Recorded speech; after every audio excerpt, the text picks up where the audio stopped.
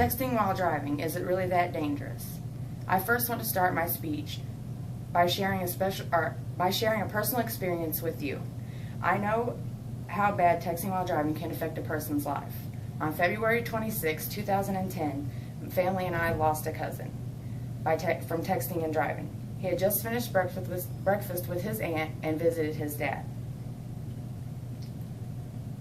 While heading to his next destination, driving at a speed he should not have been driving, he received a text message from his cousin.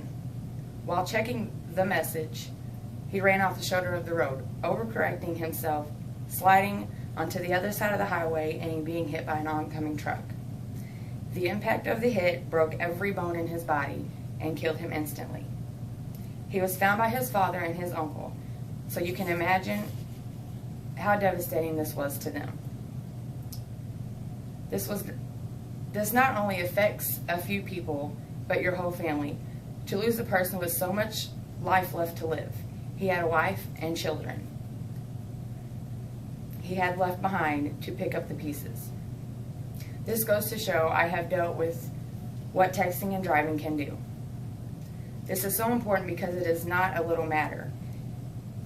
It could be life or death. One of the most important things is that compress your focus on the road while texting and driving. Now I would like to go over some statistics of texting while driving. A reporter in India, IBN Live, says that in the U.S., texting kills 5,000 people a year, mostly younger drivers. The article quotes a study made in 2009 that says that those driving large vehicles and trucks while texting are 3 times likely to end up in a car crash than non-distracted drivers.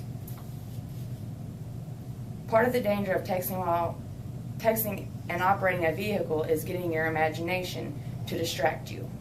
While talking to a passenger in the car while driving might be a bit distracting, texting requires you to use additional resources while in conversation, including your mind, making a visual of the person on the other end of the text.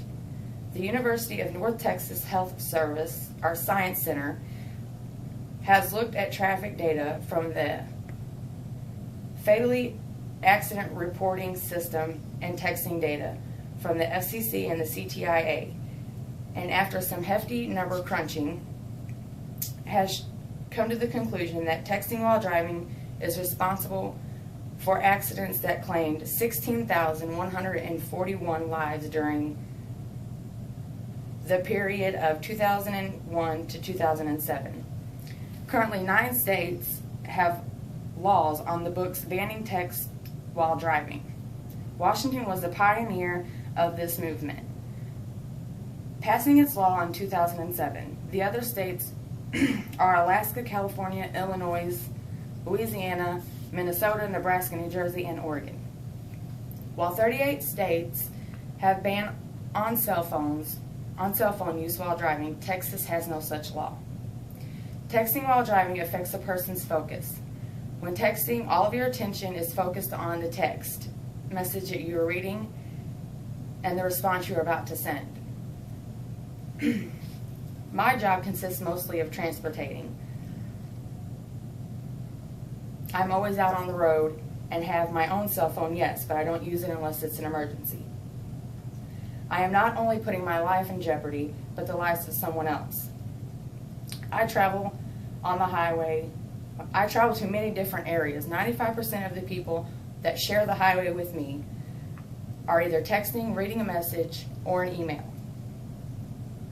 I have never actually witnessed an accident caused by texting while driving, but if it was not for the rumble strips on the shoulder of the road, I'm sure I would have.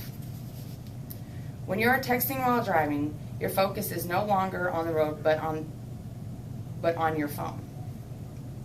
The amount of hurt that this type of tragedy can cause is unthinkable.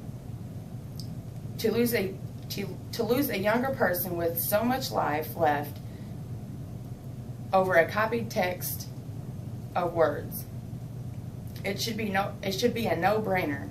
But with technology what it has become today, it is not going to be the last dangerous thing that is ever invented. There's much more. There must be more than one way to control these types of things, such as technology companies prevent them from working in a moving vehicle, or parents installing their children right from wrong.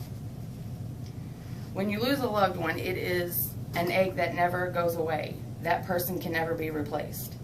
So to people, this should not even be a problem, because it would be stupid to risk your life, but it has become a big problem that cannot be controlled. In the end, it is up to the individual person to choose for themselves, but I'm going to leave this one last impression, and if I get through to one person, it was all worth it. Please be advised that this may be hard to handle.